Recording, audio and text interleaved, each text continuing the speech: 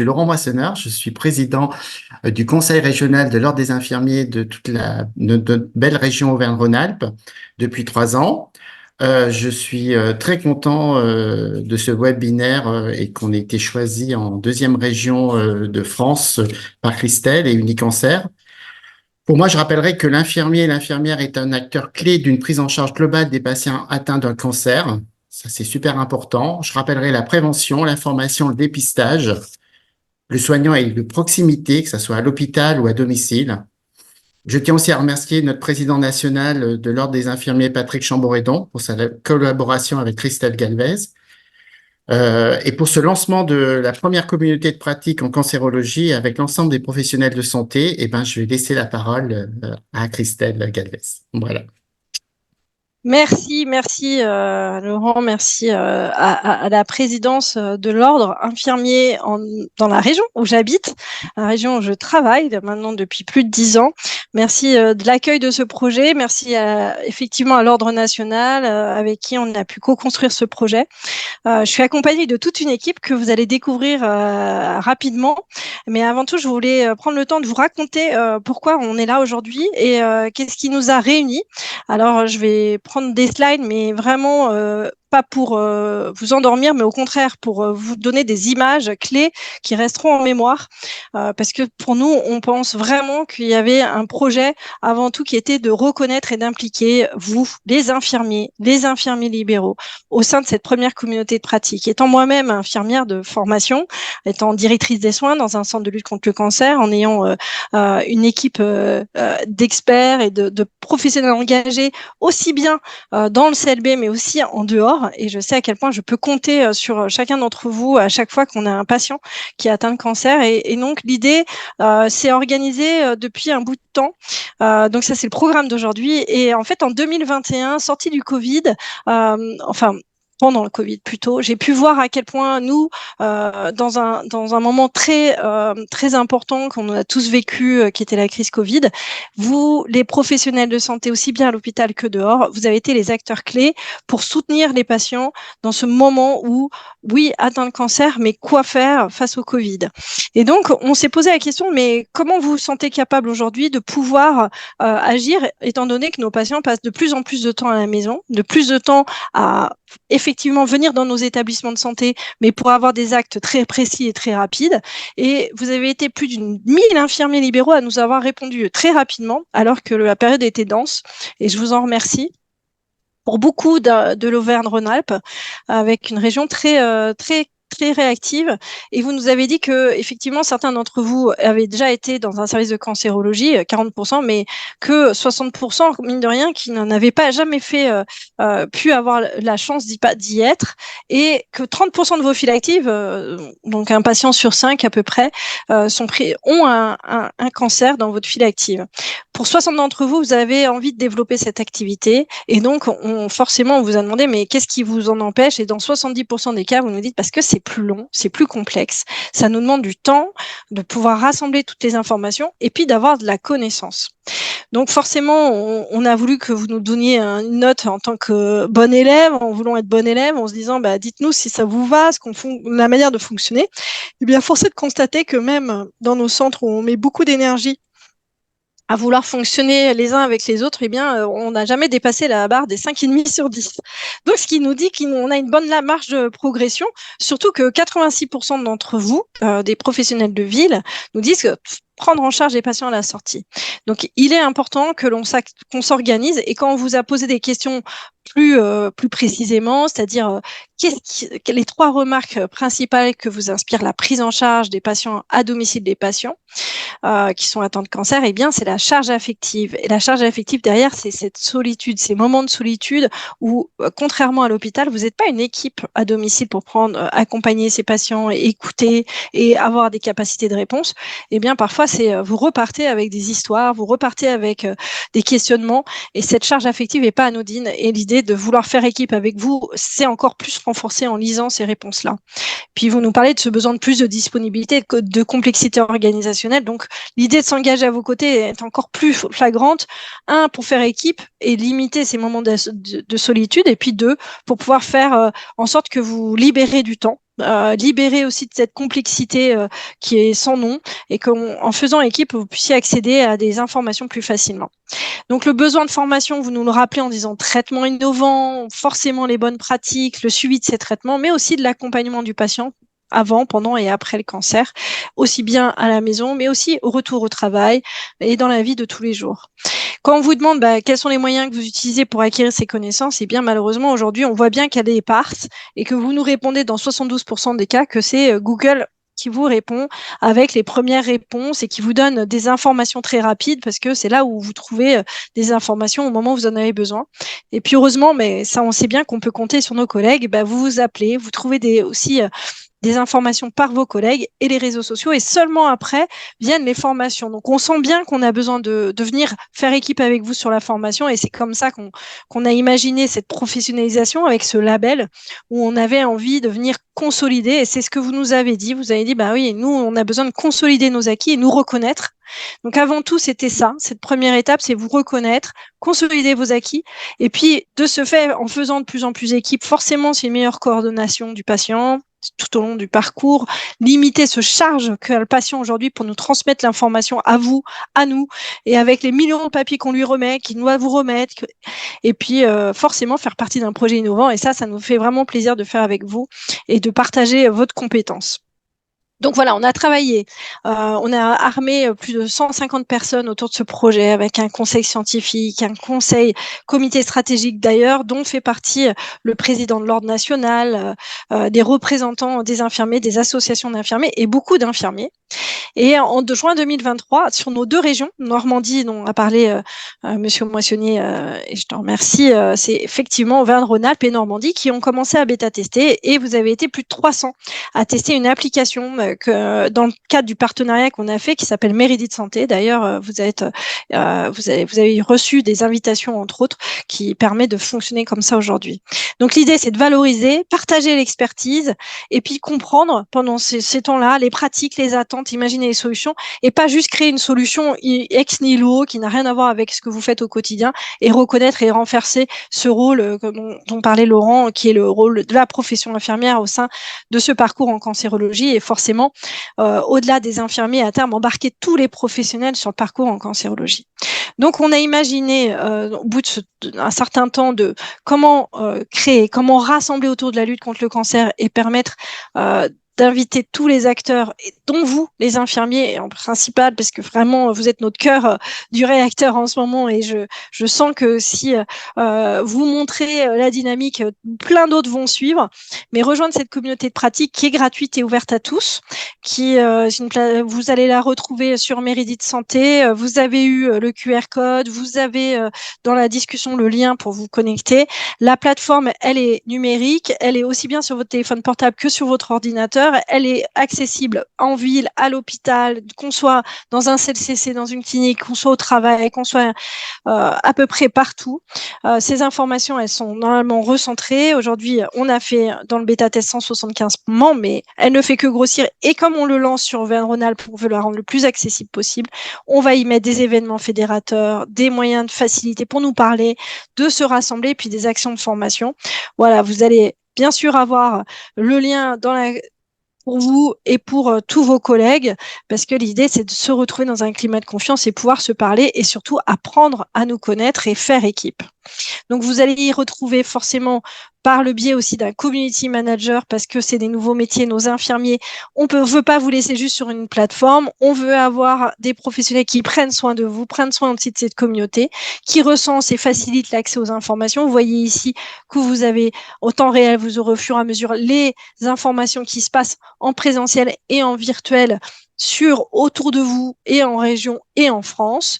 Et puis, vous êtes invité à des webinaires, mais aussi des échanges, tout simplement. Il y a des webinaires auxquels vous pouvez participer, mais aussi vous avez des replays, parce qu'on sait très bien que vous avez des choses que vous pouvez mettre dans la voiture et les écouter tout en faisant vos tournées. Voilà, donc forcément, une fois qu'on a cette communauté de pratique pour ceux qui veulent aller plus loin, pour les infirmiers libéraux qui veulent aller plus loin et intégrer cette communauté d'infirmiers labellisés pour pouvoir aussi se former, forcément, c'est un label qui est déclaratif, en ligne, c'est une petite trentaine de minutes, une équipe qui est derrière, qui va vous proposer des vies ma vie, des partages de cas concrets, des formations valorisantes, parce que c'est un programme professionnalisant sur une année. On avance avec vous, on s'adapte à chacun de vos profils, mais aussi en fonction de la région où vous êtes. Et donc en région, c'est le Centre Léon Bérard avec ses acteurs qui vont s'impliquer et Clermont-Ferrand va suivre. Voilà, l'idée, c'est de créer un lien de confiance aussi pour les patients, puisque les patients sont des parties prenantes de ce projet. Ils nous ont largement inspirés en nous expliquant de quoi ils attendaient. Ça, c'est une fois que vous êtes sur la plateforme et que vous pouvez être labellisé. Et ça, c'est l'obtention du label qui vous est envoyé par mail. Voilà, j'arrête de parler de l'outil, parce que le plus important, c'est que les humains vous fassent part de leur expérience. Et j'ai à mes côtés Sébastien Thomas et Nadia Tournadour. Et donc, Sébastien Thomas, qui est infirmier au Centre Léon Bérard, avec qui j'ai la chance de travailler, et Nadia, qui nous a rejoint aussi au sein de la communauté dans les cadres de bêta-testeurs. Et je les laisse témoigner de leur expérience. Merci Sébastien.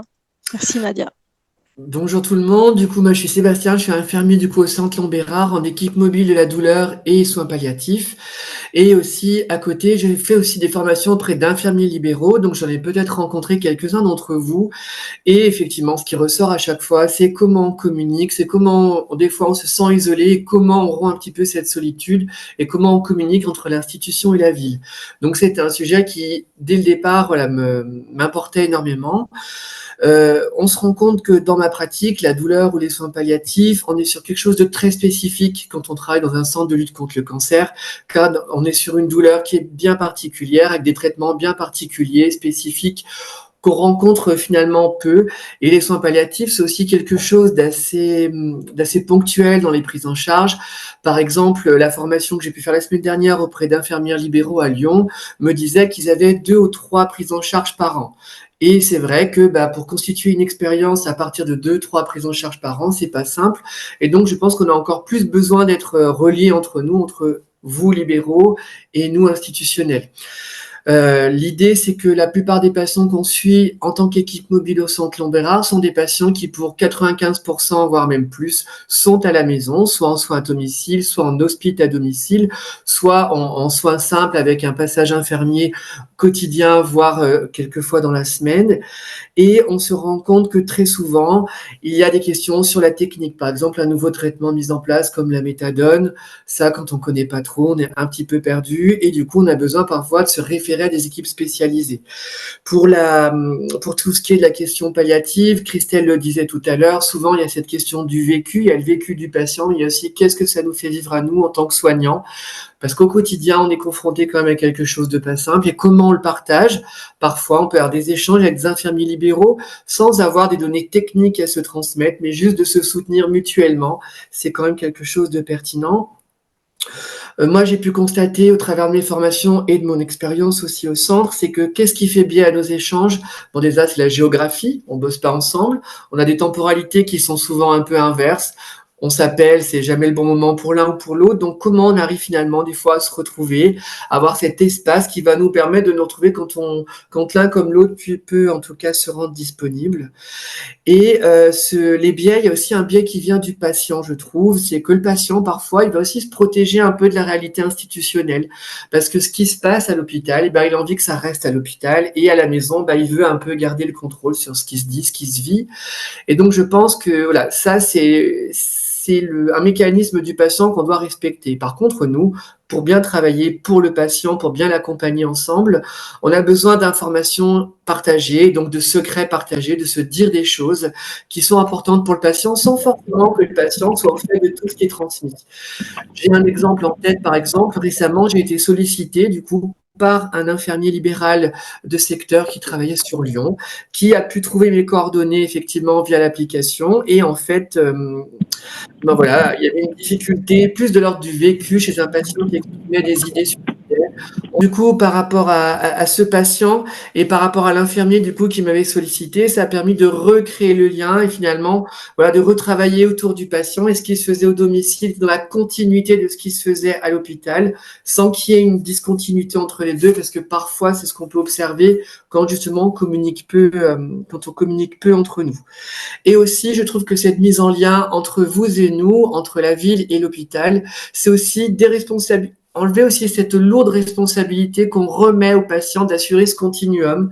C'est aussi, voilà, un lien qu'on va aussi construire et qui, je pense, apaise et soulage le patient d'une charge qui est certainement un peu trop lourde pour lui parfois.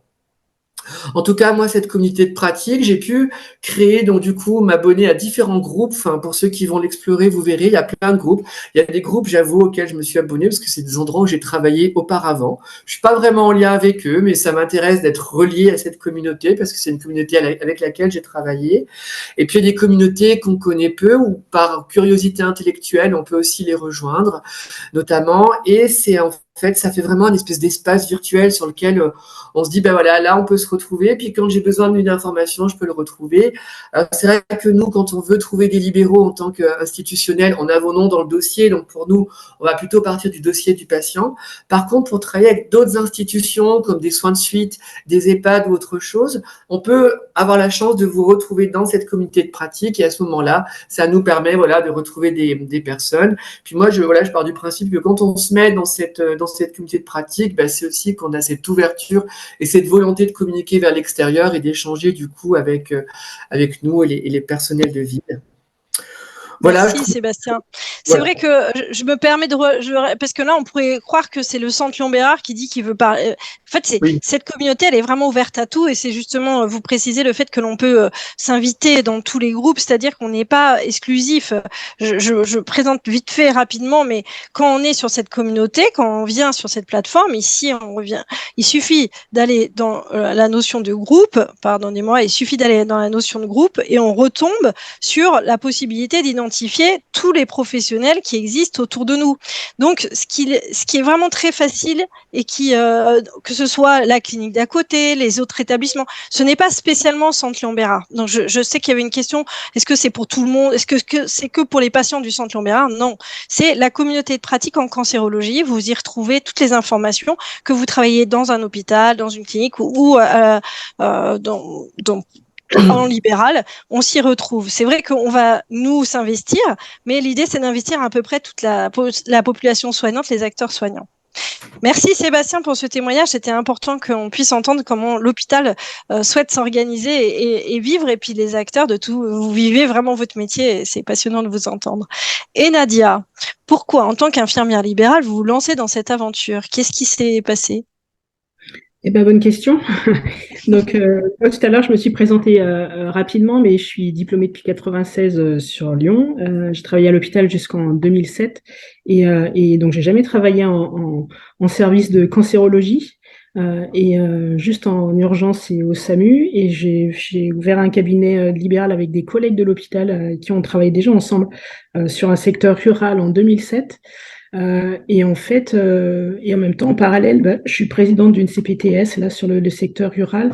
Donc j'allais dire, déjà moi dans mon parcours, j'ai toujours aimé beaucoup on va dire les échanges et le travail en équipe. Moi, partir en libéral, c'était hors de question de penser que j'allais travailler toute seule dans mon coin. Donc on a essayé de reconstituer aussi des équipes au fur et à mesure avec les professionnels qui étaient autour de nous, parce qu'on était, on va dire, moi mon formatage, mon éducation pour moi c'était comme ça, professionnel. Donc après, voilà, on est parti un peu sur l'aventure des CPTS en 2019 et c'est vrai qu'on nous a demandé pas mal, en tout cas l'ARS, la CEPAM, de travailler sur des parcours de soins ville-hôpital. Et en fait, moi, on va dire mon mot que je martelais un petit peu à tout bout de champ, c'est avant toute chose, il faut apprendre à se connaître. Donc j'allais dire, c'est bien d'essayer de vouloir faire des contrats, des choses, etc. entre des gens, mais c'est vrai que bien souvent, c'est assez. Des fois, ça peut être parfois un petit peu opposé, l'hôpital et la ville. Et je pense qu'au contraire, les liens peuvent être très, très étroits. Après, j'allais dire, moi, d'un point de vue personnel, enfin professionnel, je me suis vite sentie aussi parfois un peu perdue et en manque, on va dire, de compétences et de connaissances Moi, je suis diplômée depuis 96, comme je l'ai dit. J'ai, surtout avec le Centre Léon Bérard, j'ai eu des échanges simplement dans le terme d'HAD, de prise en charge d'HAD au domicile. Et c'est vrai que pour le coup, comme la présentation a été faite tout à l'heure par Christelle, on a beaucoup de nos patients qui ont des traitements, qui ont des cancers, etc. Moi, je suis sur un secteur rural, donc je prends autant en charge des enfants que des adultes, des adolescents qui sont atteints de cancer, mais aussi des patients âgés, des patients avec des pathologies psychiatriques.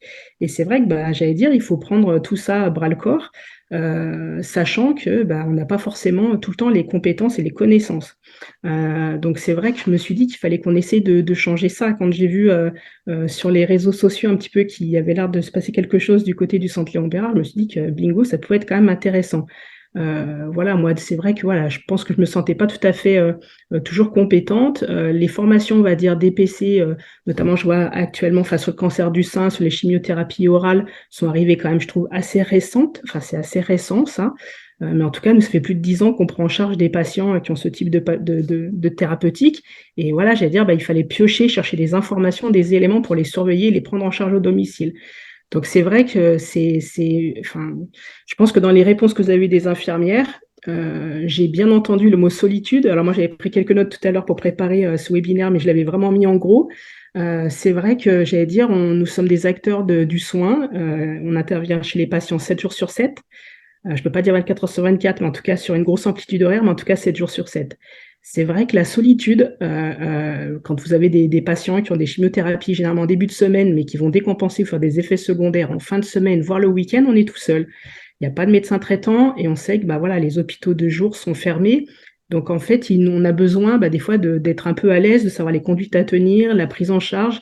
Et on a des patients avec nous, ou les parents des enfants ou des adolescents, etc. On a tout un environnement à prendre en charge. C'est aussi pour répondre à la question tout à l'heure des infirmières qui ont pu dire que ça prend beaucoup de place et beaucoup de temps, mais c'est vrai que j'allais dire, nous, la différence par rapport à l'hôpital, on va pas passer d'une chambre à une autre, on va dire, voilà, je vais expliquer à mon patient ce que je suis en train de lui administrer ou la surveillance que je vais avoir auprès de lui. Mais nous, on intervient auprès d'une famille, d'un couple, de gens âgés qui peuvent ne pas tout à fait comprendre toutes les consignes, des patients avec des troubles psychiatriques, ou au contraire, des enfants avec des parents qui sont complètement angoissés, parce que dès qu'il se passe un événement, des enfants vont nous appeler en nous disant « Venez vite, là, il a des boutons, là, il a de la fièvre, qu'est-ce que je dois faire ?» Donc, c'est vrai que là, j'allais dire, c'est acquérir des nouvelles compétences, mais aussi un petit peu certains automatismes ou avoir une certaine légitimité, on va dire, dans la prise en charge de ces patients-là qu'on vit, on va dire, au quotidien. La deuxième chose, c'est que c'est vrai que dans les premiers webinaires auxquels j'ai assisté, j'ai entendu parler de PPS. Alors, j'ai découvert pas ce mot parce que je savais ce qu'il voulait dire, mais en tout cas, on a eu plusieurs infirmières libérales la même réaction, c'est-à-dire que nous, on n'a jamais vu ça au domicile d'un patient. Donc, c'est vrai que ça nous avait fait sourire parce qu'effectivement, à l'hôpital, on parle de ça énormément. Ça paraît très logique, en fait, d'expliquer ça aux patients, comment il va être pris en charge, etc. Et en fait, nous, on n'a aucune de ces données-là. Quand on reçoit un appel de notre patient, des fois du médecin, parfois d'une assistante sociale ou de l'hôpital, mais généralement c'est du patient ou de son conjoint, etc., pour faire des soins au domicile. Et nous découvrons exactement ce qu'on aura à faire avec une ordonnance qui est posée sur la table. C'est tout, généralement, et on va savoir juste que le patient est capable de nous retranscrire sur sa pathologie, sur ce qui s'est passé. Donc généralement, c'est très brouillon, dans le désordre, c'est très chaotique, et en fait, on va arriver à défaire la pelote de laine, en fait, au fur et à mesure du temps. Donc, ça se fait jamais dans l'immédiat. Et c'est vrai que pour le coup, un PPS, je ne sais même pas à quoi ça ressemble, on va dire techniquement parlant. Par contre, j'ai des tas d'ordonnances et quand on voit des scanners, des choses comme ça, que c'est marqué Centre Léon Bérard ou l'oncologie, l'hématologie de Lyon-Sud, par exemple, je me doute qu'il y a un problème de cancer. Mais en tout cas, souvent, c'est pas forcément abordé d'emblée par les patients. Voilà, c'était Et juste c'est vrai, Nadia, si je peux me permettre c'est justement tout l'objectif de cette communauté, c'est d'échanger sur, nous, on comprend à travers, vous êtes devenus des vrais détectives de la cancérologie à travers des indices cachés, ceci et de là, derrière un scanner, derrière un traitement. Et donc, nous, l'idée, c'était de dire, attendez, c'est clair pour nous et c'est pas clair pour vous. Qu'est-ce qu'il faut qu'on mette en place? Et c'est vrai que ces échanges nous ont permis, par le biais de cette communauté, de nous acculturer à vos problématiques, à vos contraintes et de nous dire on n'est pas lisible et donc d'améliorer. Et donc l'idée, par exemple, c'est de rendre comme on a dit, il fallait écrire une lettre de liaison ou un compte rendu d'hospitalisation de manière obligatoire au médecin traitant, y intégrer d'emblée l'infirmière libérale et poser d'emblée la question est-ce que vous avez une infirmière libérale, un infirmier libéral? Eh bien, c'est aussi simple que ça. Mais si on ne prend pas l'habitude, nous, dans nos pratiques, on ne se rend pas compte qu'on ne vous envoie pas les documents. Le médecin généraliste, on l'envoie parce qu'on nous a obligés à le faire, mais on ne nous a jamais obligés de le faire pour l'infirmier, alors que vous êtes un des acteurs et un des maillons très forts de la prise en charge en cancer.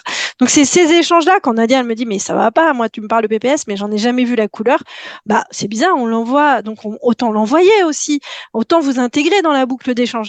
Mais vous voyez, la communauté de pratique n'est pas là pour parler des patients.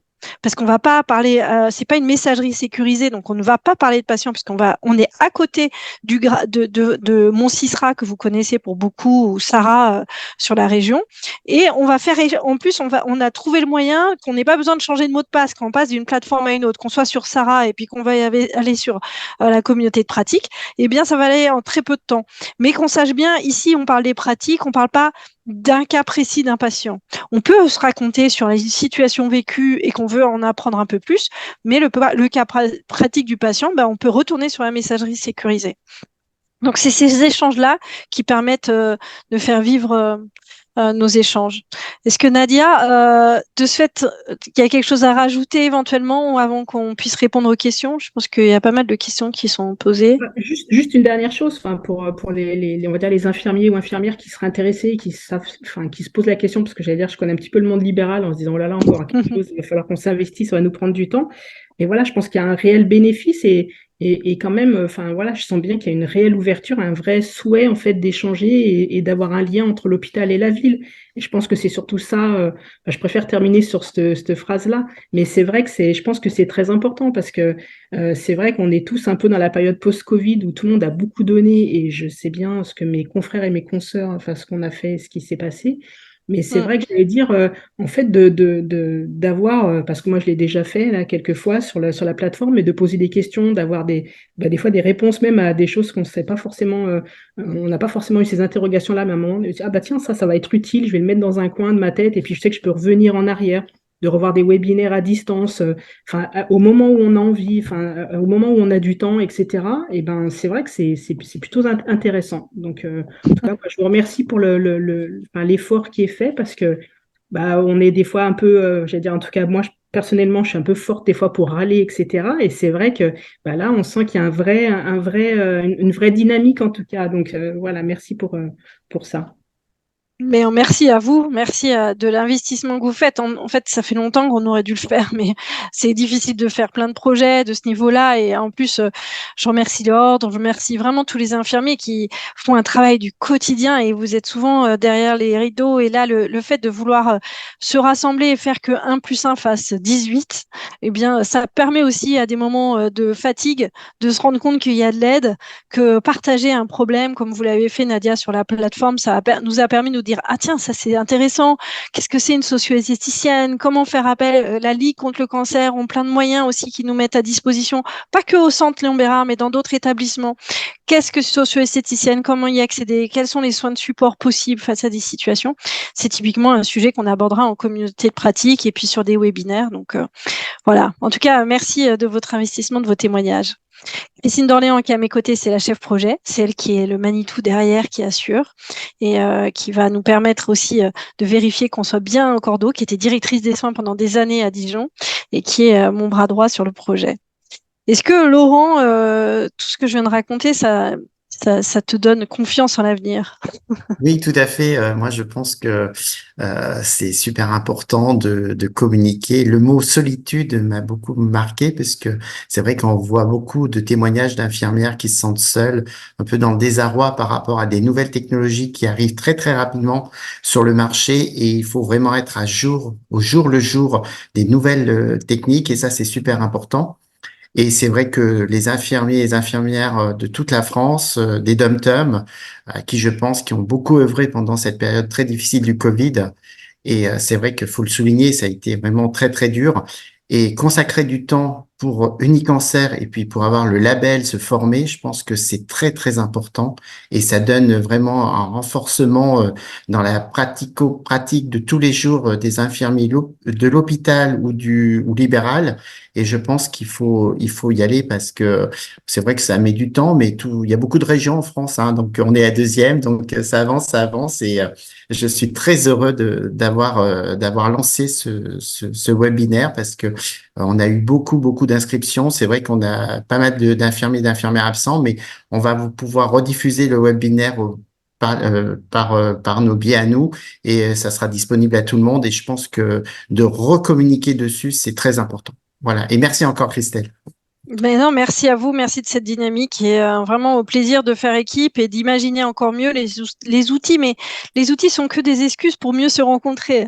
Et ben voilà, on aurait et le plaisir est aussi de faire ensemble, d'imaginer comment faire mieux pour les patients qui nous disent que ils ont besoin qu'on fasse équipe. Et je pense qu'ils ont raison parce que plus on fait équipe et moins la lourdeur de la charge sera importante parce qu'on porte à plusieurs. Merci beaucoup. Est-ce que on a des questions? Oui, j'ai répondu à une question. Comment cela se passe pour des patients qui sont suivis dans les centres hospitaliers et ils ne sont pas dans des centres de lutte contre le cancer? Je me suis permise de répondre que cette communauté de pratique ici est vraiment faite pour tout le monde. Vous la retrouvez vraiment en ligne sur cette plateforme qui est une plateforme qui parle de tout. On a fait exprès de signer dans ce projet avec Unicancer, avec une plateforme qui est ouverte à tous les professionnels de santé et sur toutes les thématiques. Et comme parlait Sébastien, les groupes, c'est-à-dire que là, on a un groupe communauté de pratique. Vous verrez, il y a un groupe aussi Association française chirurgie ambulatoire, mais il y a plein d'autres groupes. Il y a le groupe de la douleur dans notre région. Et puis, vous avez aussi des établissements qui se présentent et qui nous permet aussi, comme là, nous, le Centre Lombera, vous pouvez avoir des informations, vous pouvez vous connecter aux professionnels de santé, vous pouvez connaître sur votre territoire, là où vous êtes, l'établissement de santé qui est intéressant pour vous et à connaître. La communauté de pratique, vous allez la retrouver avec aussi des professionnels de santé avec qui vous pouvez vous connecter. Vous pouvez leur parler. Vous voyez, en se connectant à eux. Et puis, vous retrouvez des ressources, comme on l'a dit, des fiches au Médite sur des traitements en thérapie orale, des vaccinations pour les patients qui sont suivis pour un cancer et quelle vaccination faire, la grippe, le Covid. C'est pas simple parce qu'on a eu forcément des informations de toutes sortes. Et c'est justement l'objectif de cette communauté, c'est d'avoir des informations fiables et sécurisées. Et puis, vous pouvez poser des questions. Vous voyez, Charlotte avait fait un webinaire sur le curage axillaire et sur la différence entre siphonnage et aspiration d'un drain de redon, avec aussi l'accompagnement des infirmiers, puis les VVC, les voies veineuses centrales, vous les retrouvez, les différentes voies veineuses centrales, et puis vous avez des webinaires sur comment se sont passés les replays. Donc en fait, vous pouvez poser des questions sur le fil d'actualité, n'importe qui peut poser des questions, hein, c'est comme sur LinkedIn, et puis en fait, comme on a un animateur de communauté, Nelly et Charlotte aujourd'hui, elles répondront à vos questions. Souvent, elles postent, elles mettent des choses que vous pouvez télécharger et puis vous pouvez faire des commentaires ou tout simplement liker. Nous, ce qu'on aime, c'est vraiment interagir et prévoir des dates de rencontres et c'est comme ça aussi que vous avez des dates d'événements. Les prochains événements, vous les voyez, il y a par exemple à Rouen, il y a une rencontre coordination infirmière et ville hôpital et puis là, le prochain hyperthermie et cancer, parce que quand on a fait les derniers questionnaires, on s'est rendu compte que face à la fièvre à domicile, parfois c'est qu'est-ce qu'on fait? Est-ce qu'on appelle l'hôpital? Et c'est ce que disait Nadia, se sentir rassuré, parce que généralement la fièvre, elle se passe pas entre le lundi et le vendredi de 9h à 17h, mais c'est bien au-delà. Et que faire? Voilà, c'est une ouverture sur plein de choses. Comment obtenir le label? Alors, quand on est infirmier, ça c'était ma dernière slide que je vais reprendre. En fait, quand vous êtes infirmière libérale et que vous êtes sur la plateforme, vous allez tomber sur la page Unicancer qui vous propose de se labelliser. C'est un questionnaire en ligne qui d'abord va vous demander de vous exprimer simplement et là, je vous demanderai de vous arrêter en tant qu'infirmier pendant un quart d'heure, une première fois, puis une deuxième fois un quart d'heure. Vous pouvez le faire, vous arrêter entre deux, ça s'enregistre et vous n'êtes pas obligé d'aller à la suite, mais je vous inviterai à prendre le temps. Un quart d'heure d'abord pour expliquer votre expérience, votre quotidien, le nombre de patients que vous prenez en charge, où vous êtes, ce que vous avez fait comme formation. Et puis, un deuxième quart d'heure où là, il faut vous poser, parce que c'est des situations concrètes du quotidien, et votre réaction face à ces situations. partez du principe que c'est du bon sens, qu'on n'ait pas envie de vous piéger, bien au contraire. On veut juste identifier les endroits où vous avez besoin d'être formé, plus principalement parfois sur peut-être de la chirurgie ou de la médecine ou de la thérapie après le cancer, par exemple, l'accompagnement après le cancer. Donc nous, on a dans ces deux étapes, vous permettre d'être labellisé, puisque on va, par un biais d'un algorithme qu'on a travaillé derrière, vous permettre d'être labellisé. Et c'est un abonnement, une fois que vous êtes labellisé, qui est mensuel et qui peut s'arrêter à chaque fois. C'est pas un abonnement à vie. C'est un label qui est accessible, et ça pour 6 ans, parce qu'on s'engage avec vous en lien avec la certification professionnelle. Alors j'espère ne pas utiliser des mots trop compliqués, mais vous avez sûrement entendu parler qu'entre professionnels libéral, on va vous demander d'avoir une certification professionnelle au bout de 6 ans. Eh bien, cette professionnalisation via le label va vous permettre de vous accompagner et d'avoir toutes les informations nécessaires pour pouvoir présenter à la certification in fine les outils de certification. Donc, c'est pas un double travail. Encore faut-il que, on sait très bien, hein, la cancérologie, c'est 30% d'entre vous, vous avez envie d'aller plus loin. Mais nous, on va vous donner les moyens, pour autant que vous voulez, d'aller être labellisé, de pouvoir être accompagné pas à pas et d'avoir des classes virtuelles, des vies ma vie, des interactions avec votre établissement qui vont vous permettre, en fonction de vos besoins, d'interagir de manière encore plus personnalisée avec vos équipes. Voilà, c'est vraiment un accompagnement main dans la main. Donc le label, il vous accompagne, c'est à votre main, c'est vous qui le mettez en œuvre. Nous, on assure derrière, Christine et toute une équipe de professionnels. Comment se former et où avons-nous des liens avec OncoAura qui travaille aussi sur ces protocoles? Oui, tout à fait. Donc en fait, justement, on a un OncoAura, mais aussi au Con Normandie. Vous allez retrouver ici des établissements de santé. Là, par exemple, je vais vous montrer sur Lyon. Vous retrouverez plein d'établissements de santé qui ont cette plateforme. C'est pour ça que je vous dis, ce n'est pas que la communauté de pratique Unicancer ou les centres de lutte contre le cancer. Il y a beaucoup d'autres professionnels que vous retrouverez, mais aussi, par exemple, là, on a fini de mettre en ligne le travail que fait Onco Normandie, et on fait la même chose pour OncoAura. OncoAura et Onco Normandie auront aussi et mettront en œuvre cette plateforme qui va nourrir les informations en temps réel. Par exemple, il y a le MOOC sur les tumeurs cutanées. Ça, c'est typiquement une information qui vous permet de vous dire, tiens, il y a 4 capsules vidéo à visionner et on va pas refaire le travail que fait Onco Normandie ou OncoAura. Au contraire, je m'inscris, c'est gratuit et je ai information. Et ça, c'est des informations qui existent entre les différents aussi onco réseau, parce qu'il y a l'onco réseau de Normandie et Auvergne-Rhône-Alpes, mais tout le monde parle de la même chose. Et si on a un MOOC tumeur cutanée, elle n'est pas que pour, vous voyez, c'est les hôpitaux de Marseille, là c'est le Onco PACA Corse qui l'a fait, donc c'est tous les réseaux de cancérologie qui mettent en ligne ce MOOC. Je peux repartir dessus. Il va y avoir aussi le congrès. Là, il va vous parler cardio et onco. Le congrès, ça vous donne de l'information de là où se passent les choses.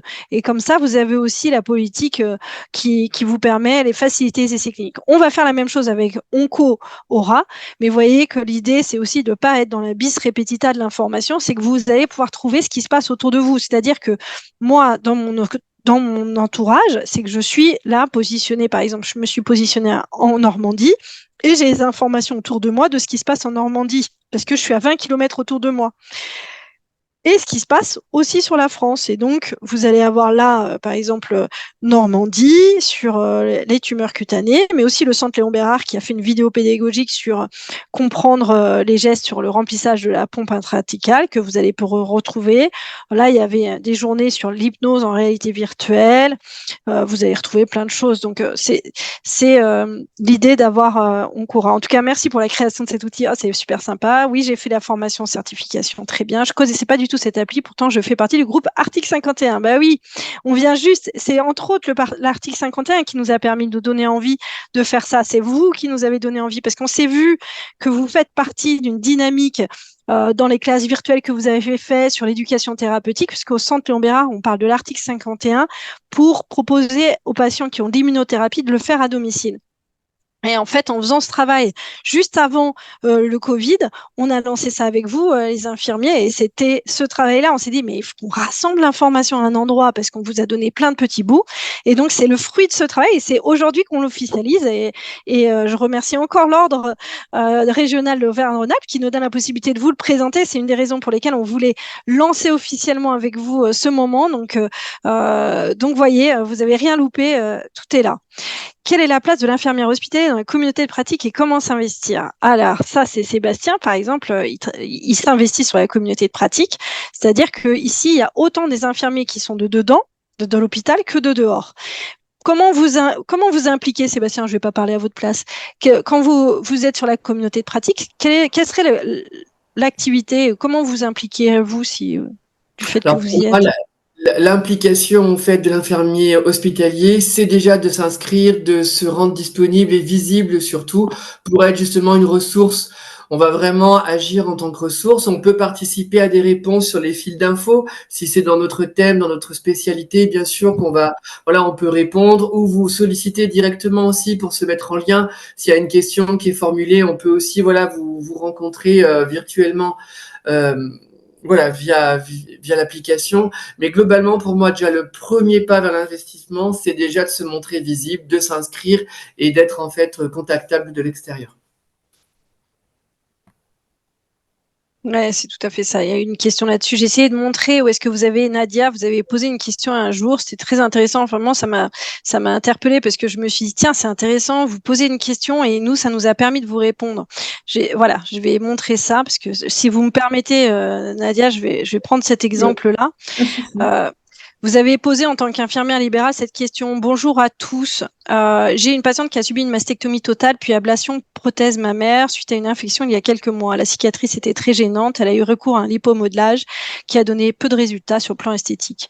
Elle a eu plusieurs avis chirurgicaux, mais refuse pour le moment un nouveau geste. Elle est suivie au CLB. Y a-t-il un traitement autre que chirurgical? Et en fait, ça nous a permis ici, par exemple, c'est une infirmière qui est responsable des plaies, qui est infirmière au centre Léon Bérard. Merci de ce partage d'expérience. Pour mieux répondre à votre question, pourriez-vous me préciser s'il s'agit d'un problème concernant la cicatrice? Le problème est-il esthétique ou fonctionnel? Nous conseillons systématiquement de masser la cicatrice 2 fois par jour, à sec, et d'appliquer une crème hydratante cicatrisante pour assouplir et affiner. Il faut aussi s'assurer que la patiente a une cicatrice qui évolue pendant 12 à 18 mois. Il existe aussi des gènes de silicone, des pansements siliconés. J'encourage vivement la patiente à prendre en compte aussi en contact la socio-esthéticienne qui intervient gratuitement et qu'elle peut aussi aider, etc., etc. Vous voyez, en fait, l'histoire, c'était intéressant parce que vous avez posé une simple question, Nadia, même si c'était, mine de rien, pas si simple. Et puis, l'équipe, et c'est pas un super professionnel, mais c'est la collègue de Sébastien qui a répondu et qui est infirmière en consultation parce qu'elle a vu. Excellent outil permettant de prendre confiance dans nos interventions en tant qu'infirmière libérale. Oui, c'est exactement ça. Merci Emma, vous avez tout compris. Je trouve le projet très bien, je fais partie des infirmières. Oui, vas-y Sébastien. Et je pense que même vous, infirmiers libéraux de l'extérieur, il y a peut-être des expériences qui vous pourrez aussi, par exemple, dans le fil d'info, il y a une question que vous êtes déjà posée, à laquelle vous avez déjà obtenu la réponse, on peut aussi participer. Enfin, c'est vraiment, je pense, un Ah oui, échange c'est vrai. entre nous tous, et c'est important d'utiliser comme tel. Là, par exemple, Charlène s'est sentie concernée parce que c'est sa pratique quotidienne. Sur le versant palliatif et douleur, moi, je me sentirais plus concernée, mais je pense qu'il y a d'autres questionnements. Donc tout le monde, voilà, quand on a la capacité de soutenir l'autre, il ne faut pas hésiter, quoi. Merci Sébastien. Alors Sylvain nous pose la question, est-ce qu'il y a des événements prévus pour permettre une rencontre physique entre les membres et les différentes communautés? Alors ça c'est 2024, justement. On se lance dans le projet en 2024 parce qu'il fallait déjà lancer une dynamique, former des personnes à animer, lancer l'envie. Et puis l'idée c'est que chaque centre, parce que vous êtes intégrés dans un territoire. Chaque centre qui se lance, donc aujourd'hui il y a Rouen, il y a Lyon, demain il y a tout PACA en 2024, les 3 centres du 2024 de PACA, Marseille, Nice et Avignon. Et puis en septembre 2024, c'est Montpellier et Toulouse et Bordeaux.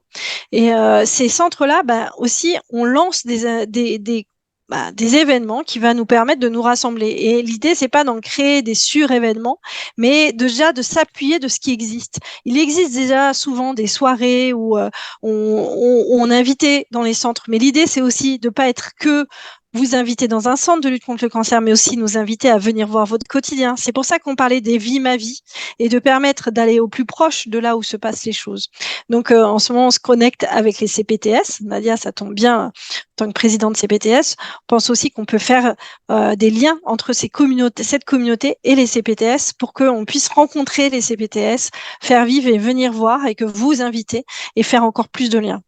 Voilà. Mais Sylvain, je pense bien que c'est important.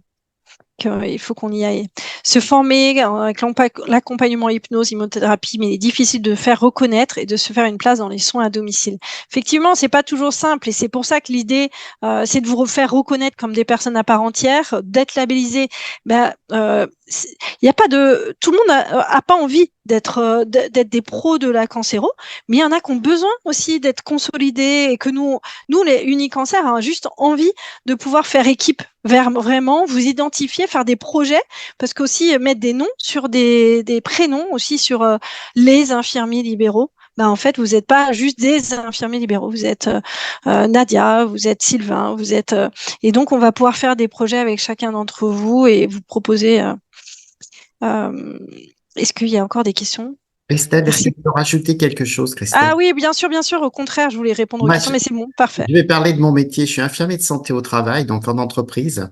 Et c'est vrai qu'on a des salariés qui partent, notamment des femmes, qui partent pour des traitements de cancer du sein.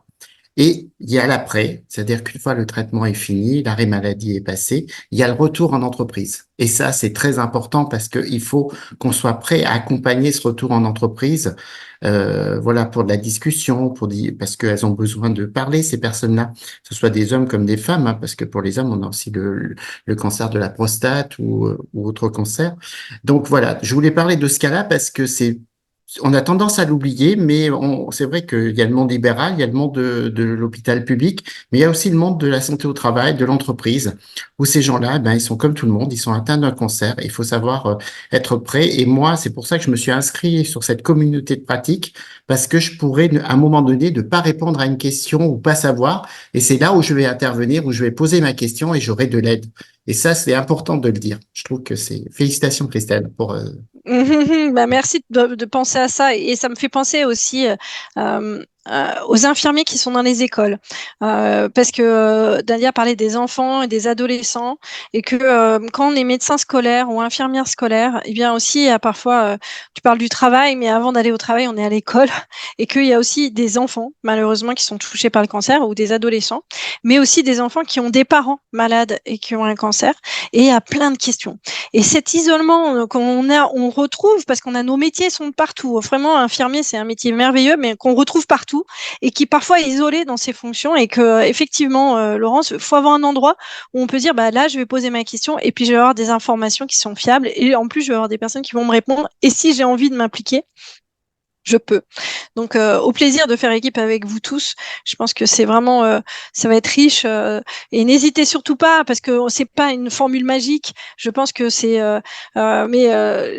j'utilise tout le temps de dire, personne nous a dit de mettre Waze sur notre téléphone, mais ça a rendu le truc plus simple, le chemin plus simple d'un point A à un point B. Voilà, la communauté de pratique et le label, c'est un peu le Waze des professionnels de santé en cancérologie.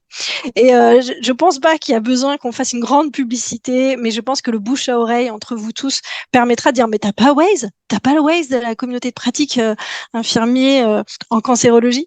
Donc au plaisir de s'améliorer, parce qu'il y a des montées de versions de Waze. Hein. Le premier Waze c'était pas topissime. Voilà, nous aussi, c'est peut-être on peut faire mieux, mais en tout cas trouvez-le sur vos apps, trouvez-le sur vos. N'hésitez pas, il faut pas grand-chose pour s'inscrire. Même si vous rencontrez un problème, allez persévérer. Dites-nous, on est derrière une équipe extraordinaire de Mérédith Santé qui a vraiment envie de faire en sorte que ça fonctionne. Et puis, on apprend. Vous avez parlé d'abonnement mensuel. Oui, c'est vrai. Alors, c'est un abonnement comme Netflix. En fait, à la base, il est 15 €. Et 15 €, il se sépare comme Netflix avec, si vous trouvez deux autres collègues, vous le partagez et ça fait 5 € par collègue. Et une fois que vous l'avez partagé, il est 5 € à vie. Donc, en fait, on essaye. Vous savez, moi, je suis directrice des soins, je suis pas marketeuse. Donc, on essaye de trouver le juste prix parce qu'on essaye d'être indépendant. On n'a pas de labo qui nous sponsorise. On veut avoir une indépendance aussi dans ce côté-là. Donc, l'idée, c'est que on vous accompagne sur ce label. Pas mal de professionnels réfléchissent à le rendre peut-être trouver le juste prix. Dans un premier temps, on va tester ce concept. On veut être à la hauteur de l'engagement. C'est une facture qui vous permet de le mettre dans vos frais professionnels.